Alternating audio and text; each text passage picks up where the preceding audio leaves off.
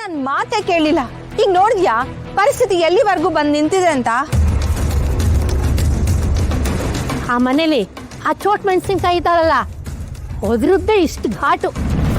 ದೊಡ್ಡಮ್ಮ, ಏನು ಅಂತ ಮಾತಾಡ್ತಾ ಇದೆಯಾ? ನಿನ್ನ ವಯಸ್ಸಿಗೆ ತಕ್ಕ ಹಾಗೆ ಮಾತಾಡಬೇಕು. ನಿನ್ನ ಬಾಯಲ್ಲಿ ಇಂಥ ಮಾತು ಬರ್ಬೋದು, ತಪ್ಪಿಲ್ಲ. ಆದರೆ ಈ ಮನೆಯಲ್ಲಿ ಅಂಥ ಮಾತುಗಳೆಲ್ಲ ಕೇಳಿಸ್ಕೋಬಾರ್ದು ನಾವು. ಯಾಕೆಂದರೆ ಇದು ಅವಿಭಕ್ತ ಕುಟುಂಬ, ನೆನಪಿರಲಿ. ಸಾಕು ಸುಮ್ನಿರಪ್ಪ. ಸಂಬಂಧ ಕುದುರಿದ್ರು ಹುಡುಗನ ಮೇಲೆ ಹಲ್ಲೆ ಮಾಡಿದಾಳಲ್ಲ. ಈಗಲೂ ಸುಮ್ಮನಿದ್ರೆ ನಾಳೆ ನಮ್ಮನ್ನ ಥಕಥೈ ಅಂತ ಡಾನ್ಸ್ ಮಾಡಿಸ್ತಾರೆ. ದೊಡ್ಡಮ್ಮ, ಅಲ್ಲೇನು ನಡೆದಿದೆ ಅನ್ನೋದು ನಿನಗೂ ಗೊತ್ತಿಲ್ಲ, ನನಗೂ ಗೊತ್ತಿಲ್ಲ. ಸತ್ಯ ಏನು ಅಂತ ತಿಳ್ಕೊಂಡು ನಾವೆಲ್ಲ ಮಾತಾಡಬೇಕು. ಸತ್ಯ ನಿನ್ ಕಣ್ಮುಂದೆನೆ ಕಾಣಿಸ್ತಿದ್ಯಲ್ಲ ಅಣ್ಣ. ಏನು? ಅವನ ಹಣೆನಲ್ಲಿ ರಕ್ತ ಸುರಿತಾ ಇದೆ. ಆ ಆಟೋದೊಳಗೆ ಕಟ್ಟಿರೋ ಪಟ್ಟಿ ಇಲ್ಲಿದೆ. ಇದಕ್ಕಿಂತ ಸಾಕ್ಷಿ ಇನ್ನೇನ್ ಬೇಕು? ಇನ್ನೂ ಆ ಕುಟುಂಬದ ಬಗ್ಗೆ ವ್ಯಾಮೋಹ ಇದೆಯಾ ನಿಂಗೆ? ಅಣ್ಣ, ಸ್ವಲ್ಪ ಯೋಚನೆ ಮಾಡಿ ನೋಡು. ಒಂದು ಕಡೆ ಕೈ ಕುಲ್ಕಿ ತಿರುಗ್ ಬರೋಷ್ಟೊತ್ತಿಗೆ ಕಟ್ಟು ಹಿಸ್ಕೋ ಜನ ಅಣ್ಣ ಅವರು. ಇಂಥ ಸಂಬಂಧ ನಮಗ್ ಬೇಕಾ?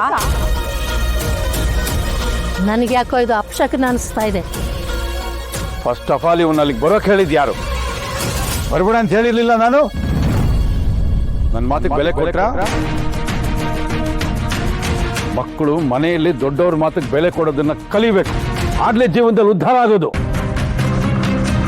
ಏನಾದ್ರೂ ಒಂದು ಮಾತು ಹೇಳ್ತಾರೆ ಅಂದ್ರೆ ಖಂಡಿತ ಅದರೊಂದು ಅರ್ಥ ಇದ್ದೇ ಇರುತ್ತೆ. ಆ ಕುಟುಂಬದವರು ಇವನು ನೋಡೋವಾಗ್ಲೆಲ್ಲ ಕಳ್ಕೊಂಡಿರೋ ಆ ಇಬ್ಬರು ಮಕ್ಕಳು ಮುಖ ಕಣ್ಣೆದುರಿಗೆ ಬರೋದಿಲ್ವಾ?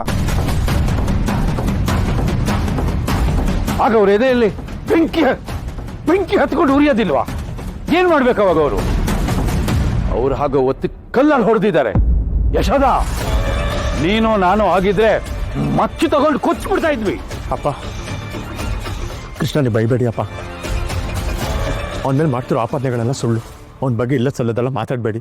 ಇದಕ್ಕೆ ನಿಜವಾದ ಕಾರಣ ಯಾಕೆಲ್ಲ ಇಷ್ಟೊಂದು ಕೋಪ ಮಾಡ್ಕೊಂಡಿದ್ದೀರಾ? ಏನೋ ಎಲ್ಲ ನಮ್ಮ ಕಡೆಯಿಂದ ತಪ್ಪಾಗಿದೆ ಪಾಪ. ಅದಕ್ಕೆ ಆ ಹುಡುಗಿ ಈ ಥರ ರಿಯಾಕ್ಟ್ ಮಾಡ್ತಾ ತೆಗೆದು ಬಿಟ್ಟೆ ಅಂದ್ರೆ ಬಾಯಲ್ಲಿ ಅಲ್ಲೆಲ್ಲ ಉದುರಾಗ್ಬಿಡ್ಬೇಕು. ನಮ್ಮಗಳಿಂದ ನಾನು ನೀನು ವಿನಯ ಎಲ್ಲ ಸೇರ್ಕೊಂಡು ತಗೊಂಡೋಗಿ ಕಾರಲ್ಲಿ ಗುದ್ದಿದ್ವಾ? ನಾನು ಅಂತ ಹೇಳಕ್ ಕೇಳೋ ಅವನಿಗೆ.